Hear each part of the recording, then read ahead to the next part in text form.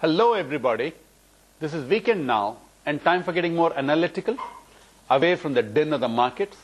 In this show, Under the Lens, I go deeper into some important issues that investors face. The idea is for you to get an in-depth knowledge of the same headlines and stories that you have been reading right through the week. Right. We have the Hindi business channels and the English business channels. Could you just compare them in terms of influence, reach, etc., just off the cuff? First, I think there's a bit of a correction that needs to be done. There's nothing called a Hindi business channel because all so-called Hindi business channels are actually English channels. I think it's more of a English channel. It's a different media. It's the way things are addressed, the way things are treated. Does it address different segments of the Indian population, or it's a very homogeneous?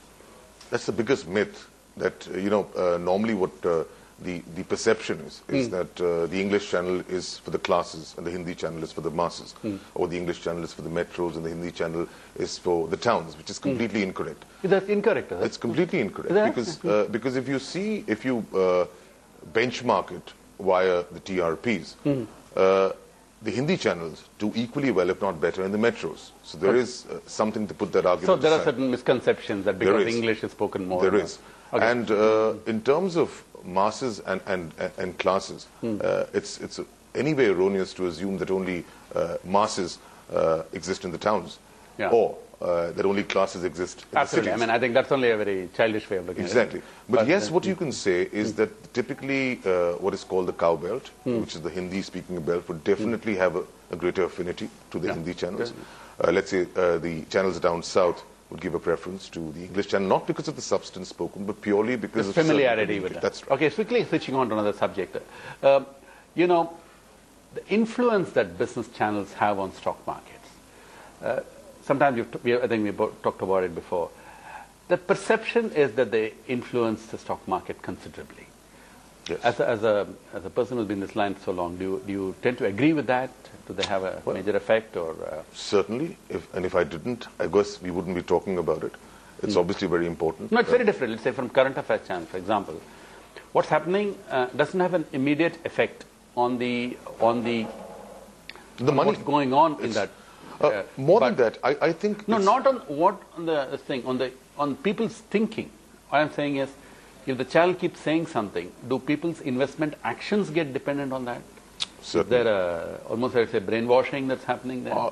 I wouldn't use the term brainwashing necessarily. It could be erroneous. It could be a premature reaction. It could be a source information which has not been clarified, which of course is entirely irresponsible. But these things happen because everybody wants to break news first.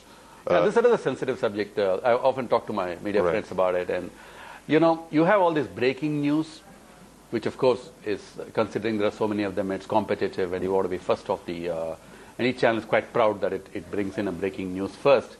But isn't there any checking that goes on before news is broken, considering the financial impact of it? Are you bound to do that, or are you just, well, just done? Well, there's nothing mandatory. If you're talking about rules and regulations, this is all self-imposed. But breaking news often in business parlance is called that news that actually breaks your wallet. Because they're not very immediately aware whether that news is right. And the exuberance of just breaking that news... So what is saying, in effect, if I understand, a breaking news that comes on any channel has not been really put through any veracity test or any truth test at all? Not immediately. Not immediately. I mean, once it's broken, it's out.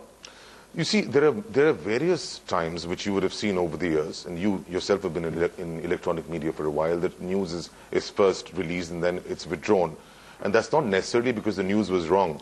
It could be that the source was incorrect. It could be that the person who was divulging... Do you think this needs to be changed? Let me just finish. Sorry. The person who was first divulging the news may now retract it because of any political pressure. And then that news may come out again as a verification a couple of days later, which means the news wasn't wrong, it was just leaked or broken. So it's a bit of an action which is taken, which doesn't necessarily have to be. Okay, let me put you on the dock a little bit. Okay, if you are the person, the powers that be, and could write a line and everybody will follow, would you continue to allow breaking news to come without it being actually verified. I certainly wouldn't. And the reason for that is I strongly believe that no channel is watched because of breaking news. I think every channel is watched because of authentic news. Friends, I hope you found this session enjoyable and informative too.